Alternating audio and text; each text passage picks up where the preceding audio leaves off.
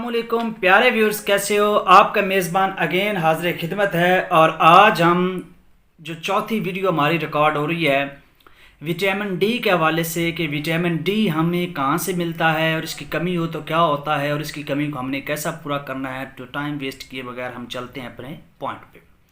सबसे पहले जी, vitamin D की कमी हो तो हमें क्या होता है।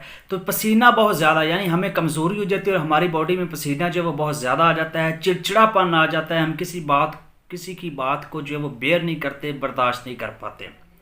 कमर में दर्द रहता है जी, विटामिन डी की कमज़ोरी का ये एक बहुत बड़ा प्रॉब्लम है कि जो कमर में दर्द रहता है, जोड़ों में दर्द रहता है, आपके मसल्स जो हैं वो थक जाते हैं, थोड़ा सा खेलने से, काम करने से मसल्स में थकावट आ जाती है, आपके बाल करना शुरू हो जाते हैं। आपकी जो वाउंड हीलिंग है, यानी आपका जो ज़ख्म है वो जल्दी नहीं भरता। अगर आपको कोई कट लग गया या कोई प्रॉब्लम होगा तो आपके ज़ख्म जल्दी से नहीं भरेंगे।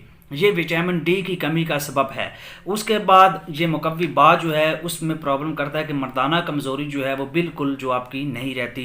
अगर ये ख़त्म हो जाता है, यानी इंसान जो उसमें मर्दाना कमज़ोरी आ जाती है अगर विटामिन डी की कमी हो तो। आई थिंक आप ये समझ चुके होंगे कि विटामिन डी की कमी हो तो ये प्रॉब्लम होते हैं।